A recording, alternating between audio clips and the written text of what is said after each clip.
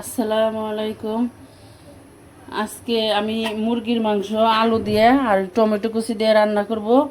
আপনারা প্রথম থেকে শেষ পর্যন্ত দেখতে থাকুন। প্রথমে দিয়ে দিব তেল, এখন দিয়ে দিব জিরে আর গরম মশলা, এখন দিয়ে দিব কাঁচামরিচ আর পেঁয়াজ।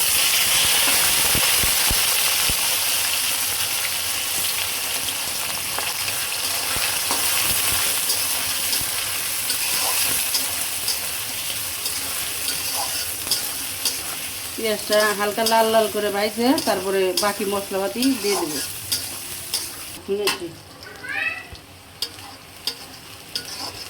পেঁয়াজ মরিচটা হালকা ভাজা হয়ে গেছে, এখন আদা রসুনটা দিয়ে দেব।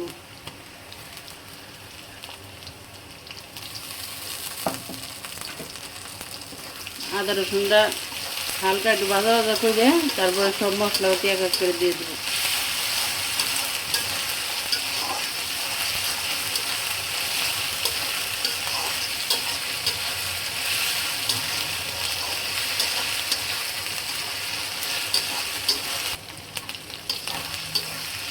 আদা রসুন পেঁয়াজের সাথে হালকা ভাজি হয়ে গেছে, এখন একটু পানি দিয়ে দিই।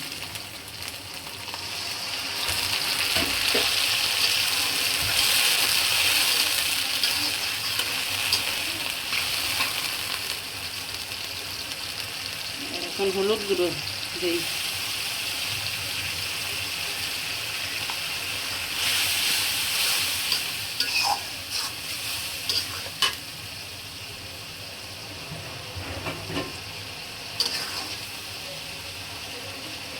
দিয়ে দেবো ধনিয়া গুঁড়ো,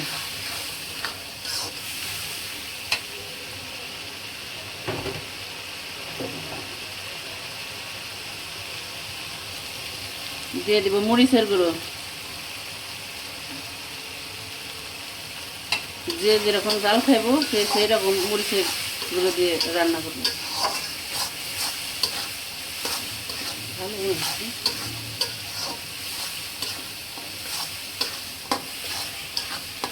এখন দিয়ে দেবো টমেটো কুচি,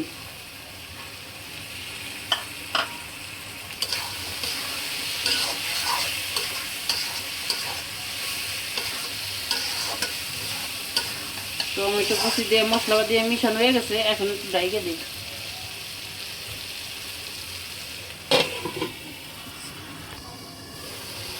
ঢাকনাটা খুলি, সব কিছুই পরিমাণ মতো মশলাপাতি দেওয়া হয়ে গেছে, এখন পরিমাণ মতো লবণ দিয়ে দিই।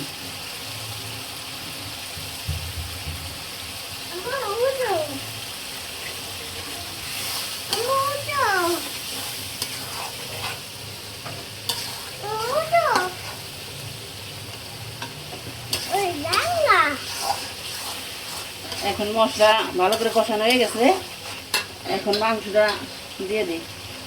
মাংসের সাথে একবারে আলু দিয়ে দিছি।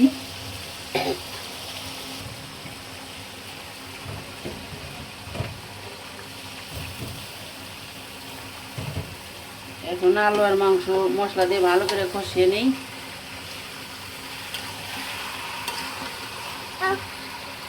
পোলট্রির মাংস তো এর কারণে আলু একসাথে দিয়ে দিলেই ভালো হয়।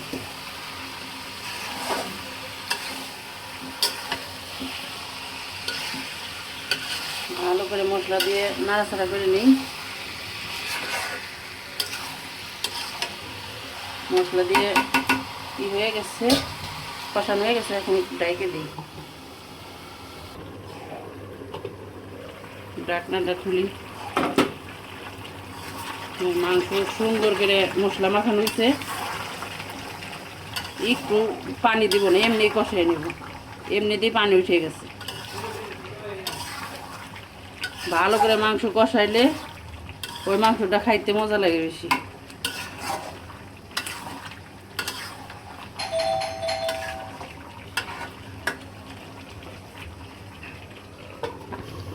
ঢাকনাটা খুলে দেখি মাংস কষানো হয়েছে কিনা। হ্যাঁ, মাংসটা ভালোভাবে কষানো হয়ে গেছে, এখন পানি দিয়ে দিই।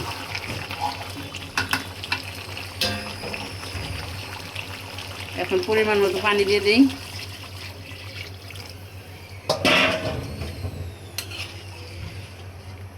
পানি দেওয়া হয়ে গেছে, এখন জালটা এখন বাড়াই দিব।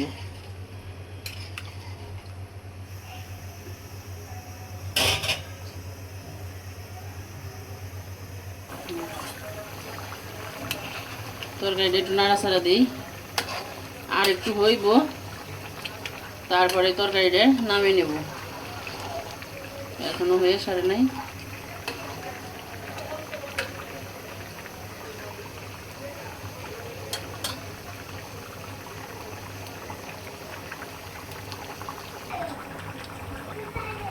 তরকারিটা হয়ে গেছে, এখন তরকারিটা নামাই নেব।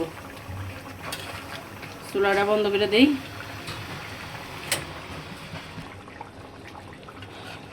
আমার রান্না যদি আপনাদের ভালো লেগে থাকে অবশ্যই লাইক, শেয়ার, সাবস্ক্রাইব করবেন আর আমাদের পাশে থাকবেন, আর কমেন্টস করে জানাবেন রান্নাটা কেমন হয়েছে। আজকের মতো এই পর্যন্তই, দেখা হবে আবার অন্য কোনো রান্না নিয়ে। আল্লাহ হাফেজ।